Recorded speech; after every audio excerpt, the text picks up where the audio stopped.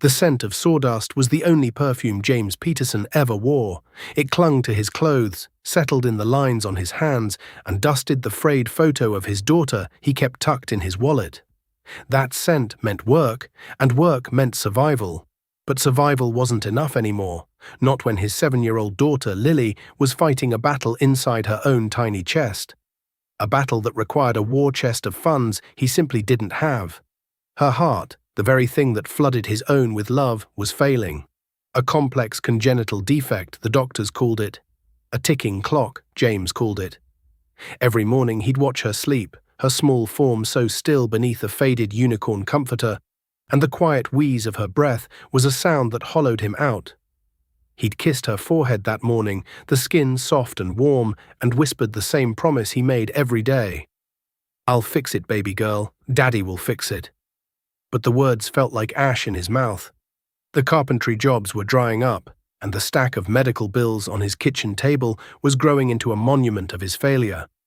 The call came on a Tuesday, a day choked with the grey gloom of impending rain. The voice on the other end was clipped, professional, and held no warmth. It was a man named Mr. Harrison, from a law firm representing a client who wished to remain anonymous. The client, he explained, had seen James's work, the intricate cabinetry he'd done for the city library restoration, and was impressed. He had a private commission, a rush job. The deadline was unforgiving, 2 weeks. The pay was astronomical. When Mr. Harrison named the figure, James had to sit down on the splintered steps of his workshop. He gripped the phone, his knuckles white. The number wasn't just enough for Lily's surgery, it was enough for the best surgeon, the best post-operative care, enough to give her a life free from the shadow that had stalked her since birth. It was a miracle wrapped in a mystery. "What's the job?" James asked, his voice hoarse. "Custom furniture for a private residence," Harrison replied. "Specific, detailed schematics will be provided. You will be required to work on-site. Lodging and meals will be provided. You will also be required to sign a non-disclosure agreement of formidable scope. No phones, no outside contact for the duration of the project." Is that acceptable? No contact. 2 weeks away from Lily. The thought was a physical pain. He relied on his neighbor, Mrs. Gable, a kind, retired nurse, to watch her when he worked. But this was different. This was a complete blackout. He looked through the open door of his workshop at the small, struggling house he called home. He saw Lily's swing set, motionless in the yard. He could almost hear her laughter, the sound that was becoming rarer and more precious with each passing day. "Yes," James said, the word a stone in his throat. "It's acceptable." 2 days later, a black town car, so sleek and silent it seemed to absorb the light around it, pulled up to his curb. A man in a severe black suit stepped out. He didn't introduce himself. He simply handed James a thick, leather-bound folio and a pen. The NDA was dozens of pages long, filled with legal jargon that made his head spin, but the clauses about absolute secrecy and the penalties for breaking it were chillingly clear. He signed it on the hood of the car. He knelt to say goodbye to Lily, hugging her small frame tightly. "Daddy has to go away for a little job, sweet pea. It's a very important job. When I come back, we're going to get you all better, okay?" She nodded, her big brown eyes, so like her mother's, looking up at him with unnerving trust. She pressed a small, hand-drawn picture into his palm. It was a wobbly drawing of the two of them, holding hands under a giant, smiling sun. "For good luck," she whispered. He folded it carefully and put it in his breast pocket, right over his heart. As the car pulled away, he watched her waving from the porch, a small, fragile figure growing smaller and smaller, until she was gone. The car drove for hours, leaving the familiar city behind, winding through country roads that became narrower and more secluded, until finally they passed through a set of wrought-iron gates so immense they looked like the entrance to a kingdom. The estate was breathtaking, a long serpentine driveway cut through acres of manicured lawn, ancient oaks standing like silent sentinels. The mansion itself rose from the earth like a mountain of stone and glass, a masterpiece of modern architecture that was both beautiful and brutally intimidating. It felt less like a home and more like a fortress. The car stopped. The driver got out and opened his door. "Welcome to Blackwood Manor, Mr. Peterson," Mr. Vance will meet you here." As James stepped out, the air felt different, still, heavy, and watched. He looked up at the dozens of windows, dark and reflective, and had the unshakable feeling of being scrutinized. A man emerged from the grand entrance. He was tall, with a ramrod-straight posture, and the kind of dead-eyed stillness that spoke of a military background. His suit was perfectly tailored, his face a mask of professional indifference. "James Peterson?" the man asked. His voice was flat, like stones skipping on ice. "Yes. I am Arthur Vance, head of security. I will be your point of contact. Your workshop is prepared. Your quarters are in the staff wing. You will follow my instructions to the letter. You will not deviate from your designated areas. You will not speak to anyone unless spoken to. Is that understood?" "Understood," James said, his hand instinctively going to the drawing in his pocket. He felt like a prisoner, not a guest craftsman. Vance led him inside. The interior was even more imposing than the exterior. Soaring ceilings, polished marble floors that echoed their footsteps, and art on the walls that James knew was worth more than he could earn in 10 lifetimes. But it was cold, impersonal. There was no sign of life, no clutter, no warmth. It was a museum, not a home. Vance led him to a state-of-the-art workshop in a separate wing of the house. Every tool he could ever imagine was there, gleaming and new. On a large drafting table lay the schematics. James unrolled them, his breath catching in his throat. They were designs for a complete nursery set. A crib with intricate carvings of sleeping moons and stars, a changing table, a dresser, and a small rocking horse, so exquisitely detailed it looked like it could gallop away. The craftsmanship required was master level, but it was the subject matter that struck him. Who was this for? "Your client is Mr. Alastair Blackwood," Vance said, his voice startling James from his thoughts. "He values his privacy above all else. You will not see him. You will not attempt to contact him. You will simply do your work. Meals will be brought to you. Begin." With that, Vance turned and left, the heavy door clicking shut behind him, leaving James alone in the gilded, silent workshop. He ran his hand over the smooth surface of a slab of cherry wood, the scent familiar and comforting in this alien environment. He took out Lily's drawing and taped it to the wall above the workbench. Her smiling, wobbly son was the only spot of warmth in the entire cold mansion. For her, he thought, he picked up his tools. For her. The days bled into one another, marked only by the changing light outside the workshop's vast windows and the silent arrival of his meal trays. The work was consuming, demanding every ounce of his skill and concentration. He lost himself in the grain of the wood, in the precise joinery, in the slow, meditative process of shaping something beautiful from a raw block of timber. The nursery set began to take form, and with each piece he completed, a strange sense of melancholy settled over him. The designs were so full of love, so tender in their detail, yet the house itself was devoid of it. His only human contact was the young woman who brought his meals. She was quiet, with nervous eyes that always seemed to be darting towards the shadows. For the first few days, she would just set the tray down and leave without a word. But on the 4th day, she lingered for a moment. "It's beautiful," she whispered, her gaze fixed on the half-finished crib. "The carving." James looked up, surprised. "Thank you." "My name is Sarah," she said, offering a small, fleeting smile. "James." From then on, their brief exchanges became a lifeline for him in the crushing silence. He learned she was a housekeeper, one of a skeleton crew that maintained the vast, empty mansion. He never asked about Mr. Blackwood, remembering Vance's stern warning. But Sarah sometimes offered snippets of information in hushed tones, as if afraid the walls themselves were listening. "He never leaves the West Wing," she said one afternoon, placing his lunch on a clear corner of the workbench. "Hasn't for years." "Is he unwell?" James asked, sanding the curved rocker of the horse. Sarah just shrugged, her eyes wide with something he couldn't quite decipher. "Fear? Pity?" "He's particular," she said, and then quickly changed the subject. "You have a family?" James's hand stilled. He reached up and tapped the drawing from Lily. "A daughter. Lily. She's 7. A genuine warm smile finally broke through Sarah's nervousness. "She's lovely." "She's everything," he said, the words thick with an emotion that surprised him. He missed her with an ache that was physical. He wondered if she was sleeping well, if Mrs. Gable was remembering to cut the crusts off her sandwiches, if she was scared without him there. One evening, after Sarah had left, James found he was missing a specific grade of fine grit sandpaper. He knew there was a supply closet down the hall. Vance had pointed it out on his first day. He was supposed to stay in the workshop, but it was a small transgression. He quietly opened the door and slipped into the hallway. The corridor was long and dim, lined with closed doors. The silence was absolute. As he passed one of the doors, he caught a scent. It was faint, almost imperceptible, but it stopped him dead. Lavender.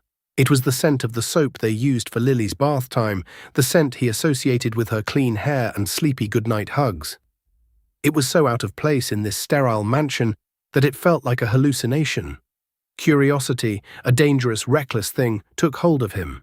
The door was unlocked. He hesitated for only a second before turning the knob and pushing it open.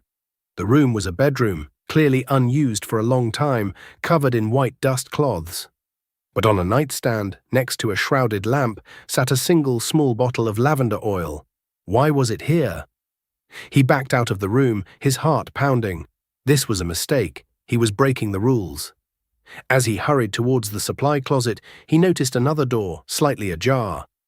This one led to what looked like a library. The shelves were packed to the ceiling with old, leather-bound books. Drawn by an impulse he didn't understand, he stepped inside. The air was thick with the smell of old paper and leather. On a large mahogany desk, an old photo album lay open. He knew he shouldn't look. He knew Vance could appear at any moment. But he couldn't stop himself. He walked over to the desk. The photograph on the open page was faded from a time of film and flashbulbs. It showed a young woman with a radiant smile, her dark hair waving in the wind.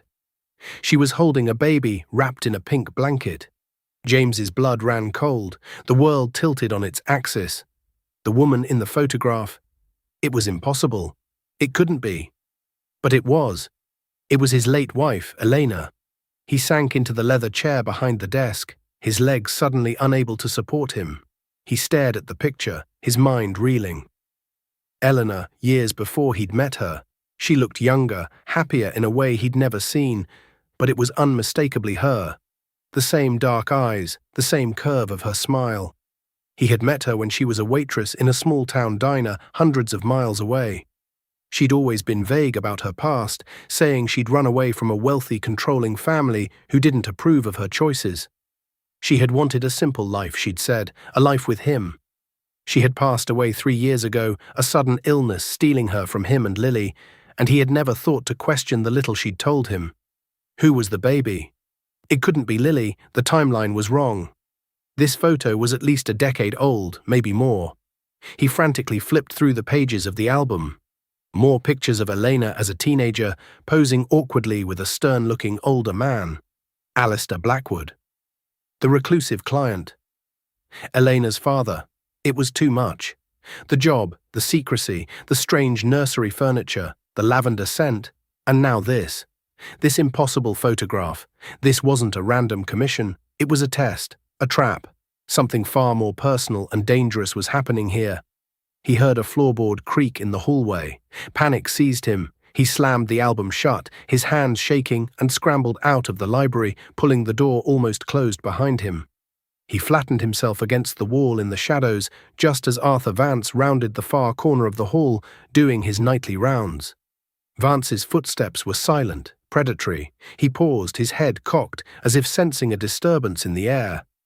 James held his breath, his heart hammering against his ribs. After a long, agonizing moment, Vance continued on his way, his footsteps receding down the corridor. James sagged against the wall, slick with a cold sweat. He had to get out, but he couldn't. Not without the money, not without finishing the job.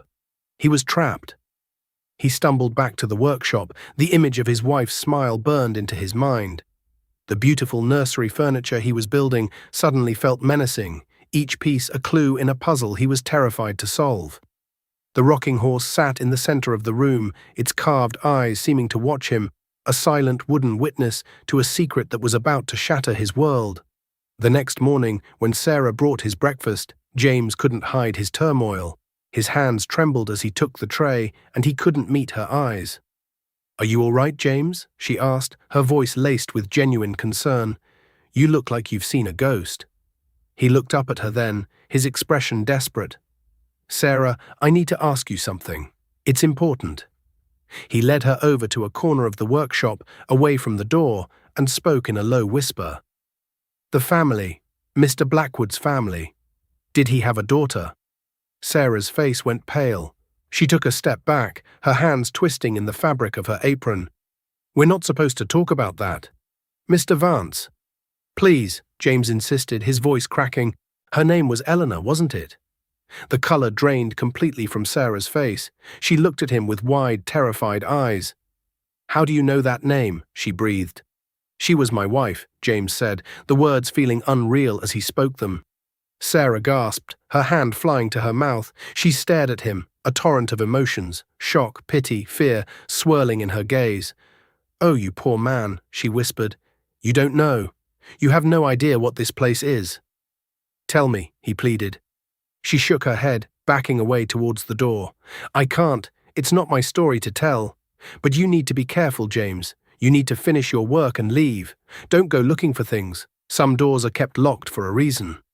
She turned and fled, leaving James standing alone with the horrifying confirmation. Elena was Alistair Blackwood's daughter. And Lily. Lily was his granddaughter. The realization didn't bring clarity, only 1,000 more questions.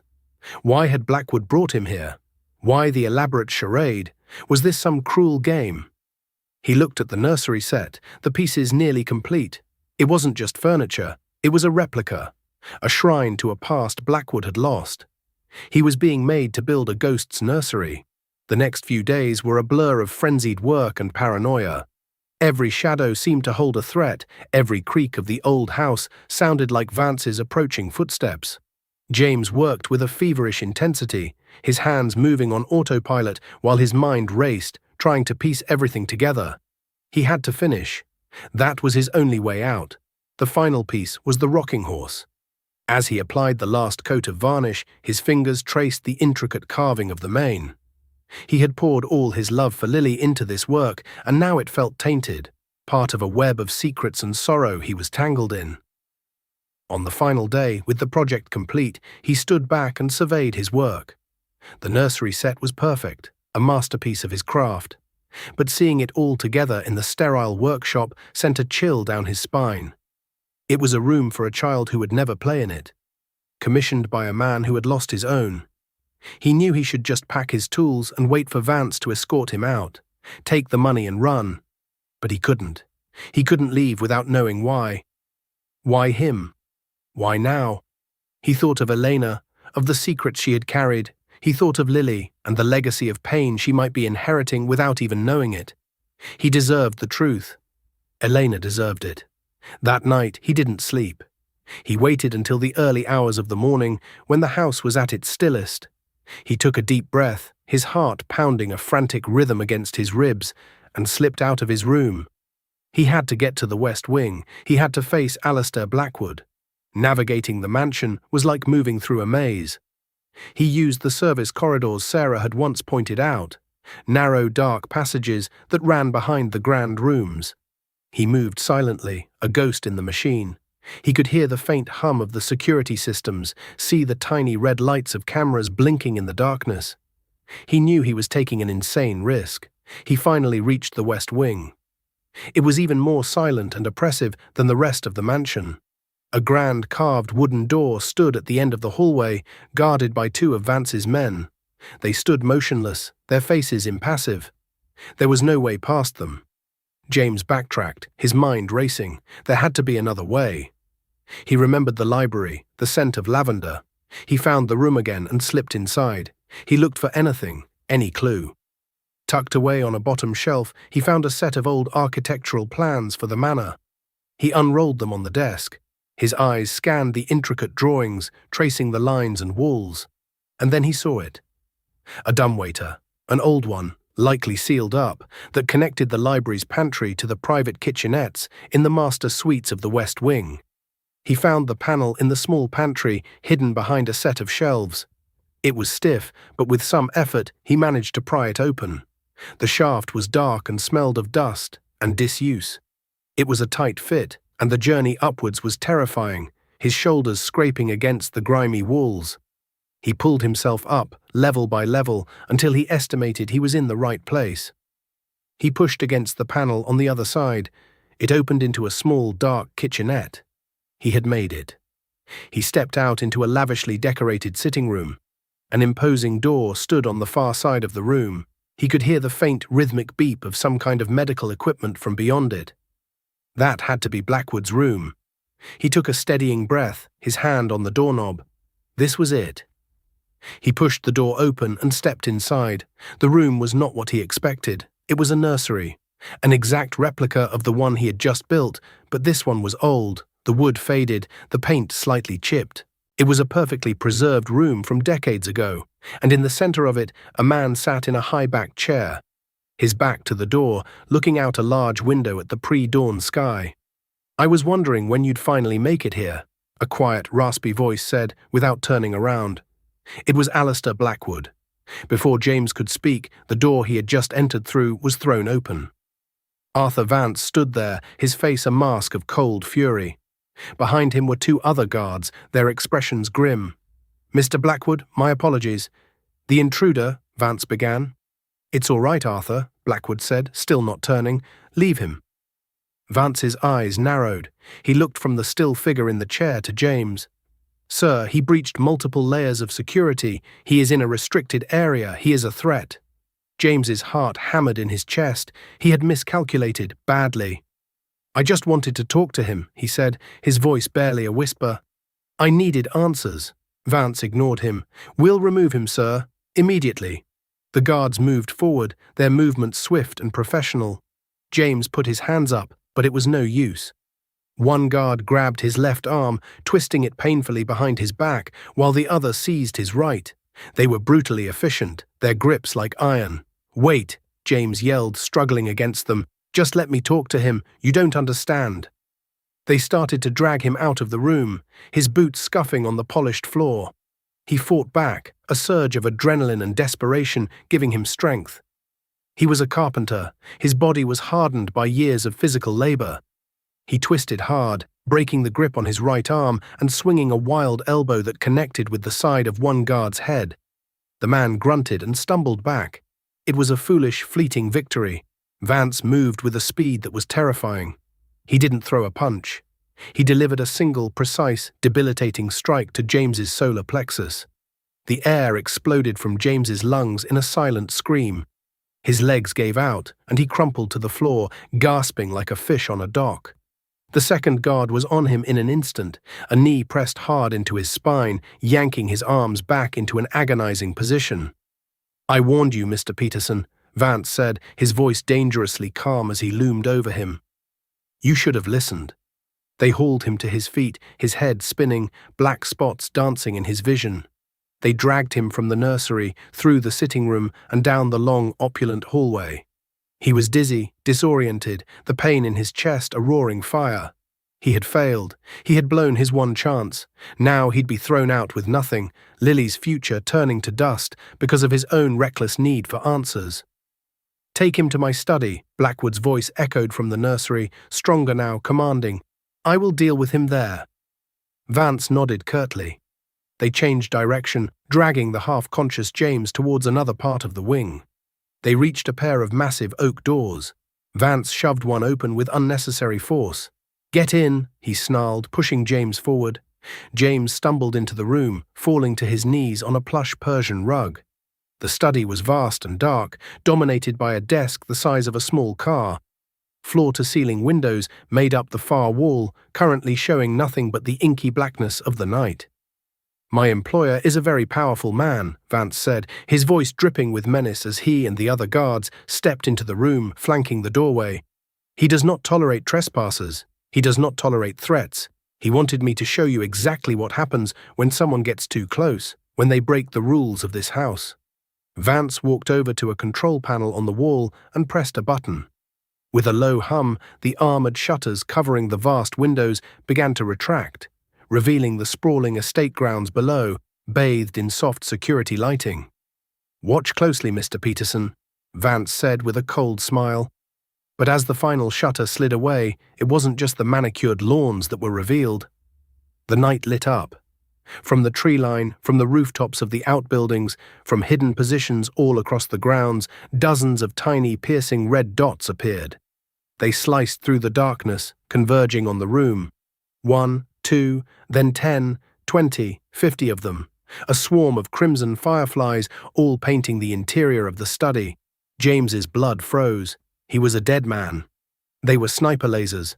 He squeezed his eyes shut, bracing for the impact, for the end. He thought of Lily, her face, her smile. A tear escaped his eye, tracing a path through the grime on his cheek. This was how it ended, but the shots never came. A full second passed, 2, 3. He slowly opened his eyes, his body trembling. He looked down and saw his chest was clean. There were no red dots on him. He looked at Vance, at the other guards. They were clean too. Confused, he followed the path of the lasers. They weren't aimed at him. They weren't aimed at the guards. Every single one of them, all 50 brilliant red dots, were focused on one precise spot in the room. They danced and vibrated over the plush, high-backed leather chair behind the enormous desk. A soft whirring sound broke the tense silence. The chair turned slowly. Sitting in it was not the powerful, intimidating figure James had imagined.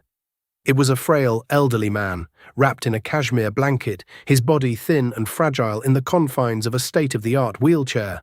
His face was a roadmap of age and sorrow, his eyes sunken but possessing a sharp, piercing intelligence that seemed to burn through the gloom.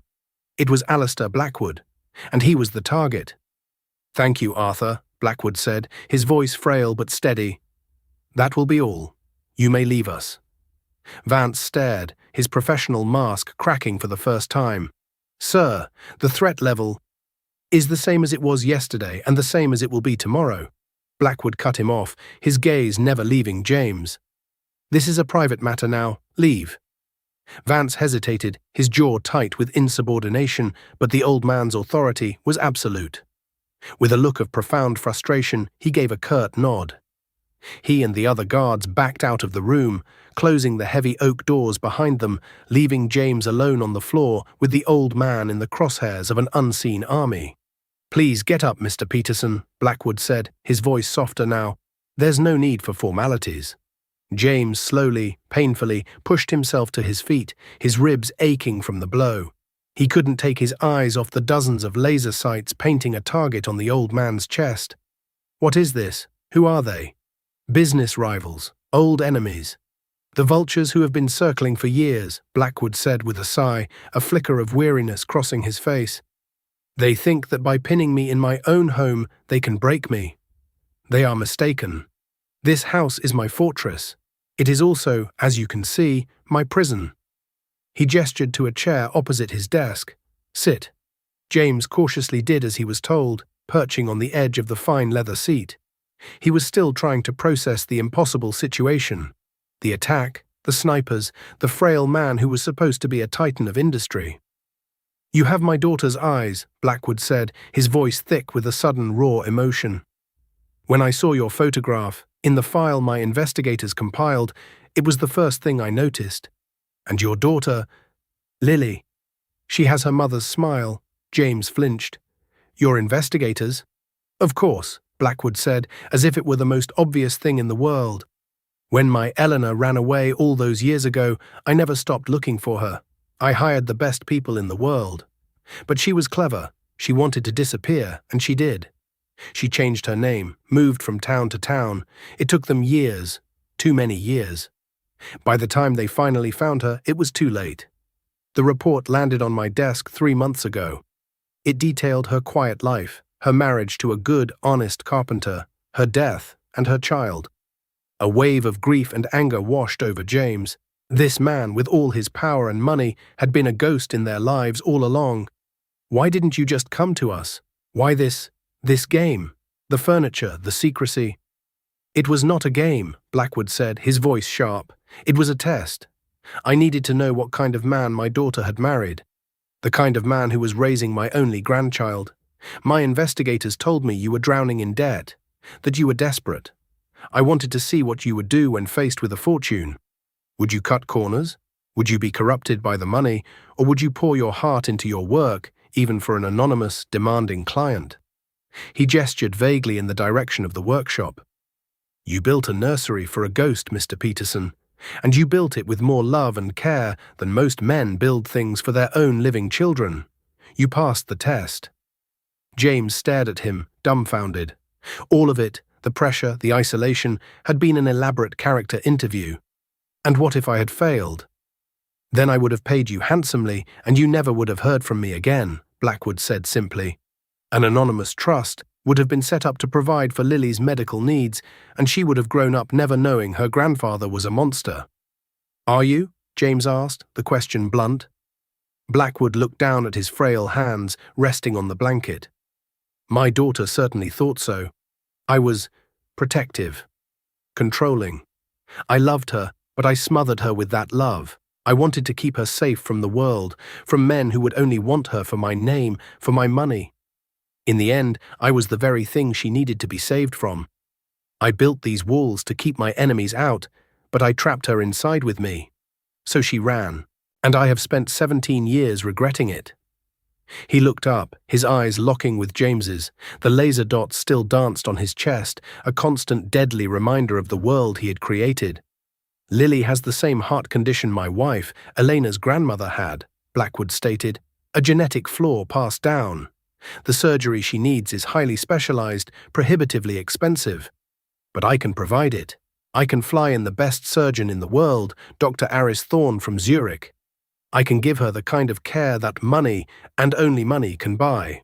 Her life is not a question of medicine, Mr. Peterson. It is a question of finance, and I am prepared to finance her entire future. The words hung in the air, a lifeline thrown across a chasm of desperation.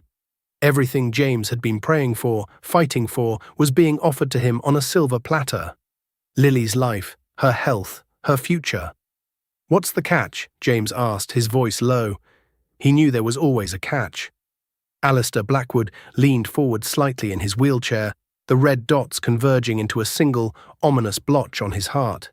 There is no catch. There is only a condition, a reality. Look out that window. My enemies are patient. They will wait forever for a single mistake. I cannot leave this estate. It would be a death sentence. And if you are connected to me, you and Lily become targets, the most valuable targets imaginable.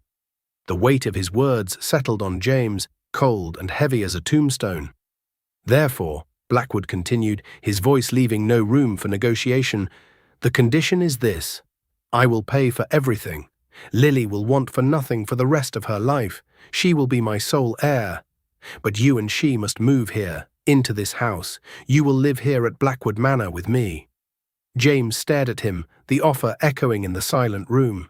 It was a deal with the devil, cloaked as salvation. You will be safe here, Blackwood assured him, his voice softening. I have the most advanced security system in the world. Arthur Vance and his team are the best. No one can get through these walls. Lily will have acres to play on, ponies to ride, tutors for every subject. She will have everything I should have given her mother. Everything, James thought, except a normal life. He looked past Blackwood, through the bulletproof glass, at the laser sights. They weren't just aimed at the old man. They were a perimeter fence, defining the edges of a gilded cage. This wasn't an offer of a new home. It was a life sentence. He would be trading his small, humble apartment for a luxurious prison. Lily would trade her friends at the local park for bodyguards and surveillance cameras. My wife, Elena. She ran away from all this, James said, his voice barely a whisper. She wanted a simple life. She chose a small house and a carpenter over this. And she is gone, Blackwood retorted, a sharp edge of pain in his voice. Perhaps if she had stayed, my resources could have saved her, just as they can now save her daughter. Simplicity is a beautiful, romantic notion, Mr. Peterson, but it does not pay for world-class cardiac surgeons. He was right. The brutal, undeniable truth of it struck James with physical force. His principles, his promise to Elena to give their daughter a normal life, what were they worth if Lily wasn't alive to live it? He felt torn in two. One half of him, the grieving husband, wanted to scream no. to honor his wife's wishes and flee this place of sorrow and secrets. The other half, the terrified father, was already packing their bags, ready to do anything, sacrifice any freedom, to hear his daughter's heart beat strong and steady. I need to think, James stammered, standing up. The room felt like it was closing in on him.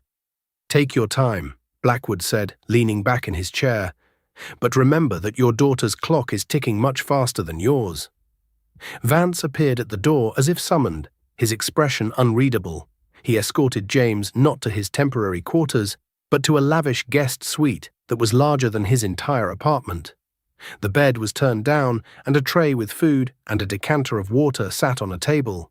The cage was already being furnished. James ignored the food. He walked to the window. It was the same type of armored glass as in the study. He looked out at the sprawling grounds. It was almost dawn now, the sky turning a soft, bruised purple. He could see the snipers' positions more clearly, hidden glints of metal in the distant trees. He saw guards patrolling with dogs. It was a beautiful, sprawling prison camp. Later that morning, there was a soft knock on his door. It was Sarah. She carried a tray with coffee and toast. Her eyes were full of pity. I heard what happened, she said quietly, setting the tray down. Are you okay? I don't know what I am, James confessed, running a hand through his disheveled hair. He wants us to live here. Sarah nodded slowly. I thought he might. He's been preparing. The whole East Wing is being renovated. For a child. Is he a good man, Sarah? James asked, his voice raw. Deep down, is he? Sarah paused, choosing her words carefully. He loved his daughter, too much. He saw the world as a threat to her, and he tried to build a fortress to keep it out. He didn't realize he was walling her in, until she escaped.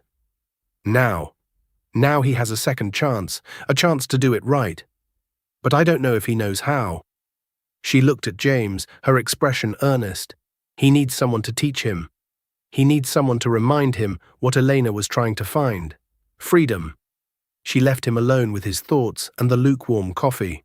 Her words echoed in his mind. A chance to do it right. He spent the entire day pacing the suite, a prisoner already. He thought about Lily. He pictured her face, the way she lit up when she saw a dog at the park, the way she loved feeding the ducks at the pond. He imagined her here. He saw her playing in the vast gardens, but with a man in a suit always 10 feet away. He saw her learning to ride a pony, but inside a high-walled paddock. He saw her growing up, looking out these same windows, seeing the same laser sights, and wondering about the world outside she could never touch. He would be condemning her to the same fate that drove her mother away. He would be breaking the silent promise he had made to Elena's memory. But then he would picture the alternative, refusing the offer, going home with the money for the job, which wasn't nearly enough, watching Lily get weaker. The beeping machines, the sterile hospital smell, the possibility that he would lose her too. That was its own kind of prison, a far crueler one. By nightfall he had made his decision. It was a choice that felt like both a betrayal and a salvation. He asked a passing guard to take him to Mr. Blackwood. He found him in the study again. The red dots still his faithful companions in the dark. The old man looked up as James entered, his eyes searching James's face for the answer. I've made my decision, James said, his voice clear and steady. He walked to the center of the room, standing not as an employee or a supplicant, but as an equal, as a father. I accept your offer to pay for Lily's surgery, he began. I will accept the money for the best doctors, the best care. I will not let my pride stand in the way of my daughter's life. I am a father first, and I will do whatever it takes to save her. I thank you for that. You have given her a gift that I never could. A small, relieved smile touched Blackwood's lips. Excellent. I will have Arthur make the arrangements at once. We can have Dr. Thorne here by the end of the week. Her new rooms will be ready when she is discharged. No, James said, cutting him off firmly but respectfully. The smile vanished from Blackwood's face. No? No, James repeated. We will not be living here. Blackwood stared at him, his confusion quickly hardening into anger. I believe I made the conditions perfectly clear, Mr. Peterson. The danger— I understand the danger, James said, but you don't understand the alternative. You think these walls offer safety. My wife taught me they offer suffocation. You didn't lose your daughter to the world, Mr. Blackwood. You lost her to this house. You lost her to these walls, these guards, and those men in the trees. I will not let you make the same mistake with your granddaughter." He took a step closer, his voice filled with a passion and conviction he didn't know he possessed. "You want to be a grandfather? Then be one.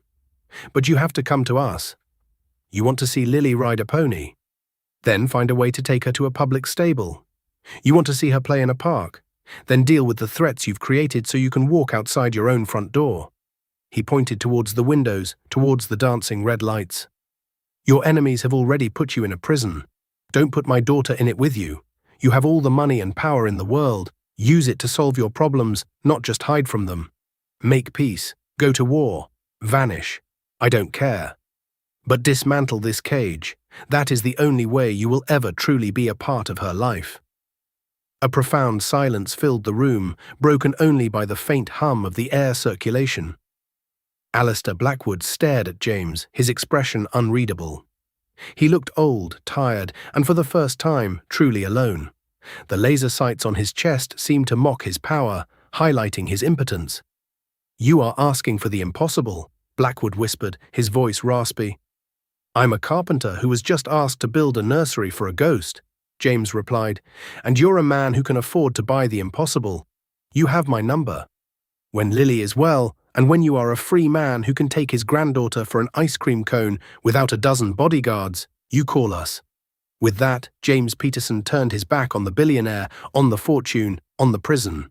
He walked out of the study, leaving Alistair Blackwood alone in the dark, surrounded by his wealth, his enemies, and the echoes of a choice he now had to make. As Vance escorted him to the front door, a black town car already waiting, the security chief stopped him. For the first time, the man's face held a flicker of something other than cold professionalism. It might have been respect. "He won't change," Vance said, his voice low. "Then he'll die alone," James replied, "and my daughter will live." He got into the car without looking back. In his pocket was a slip of paper with the wire transfer confirmation for a sum of money that still staggered him. It was the price of his daughter's life. In his heart was the drawing she had made, a wobbly, smiling sun that now felt like a promise of a new dawn. The car pulled away from the magnificent, menacing mansion, leaving the fortress and its king behind. James didn't know what the future held, or if Alistair Blackwood would ever find the strength to break down his own walls. But as he drove back towards his home, towards his daughter, he felt a sense of freedom that no amount of money could ever buy. He was taking Lily to get her heart fixed, and then he was taking her to the park to feed the ducks. It was a simple life, and it was everything.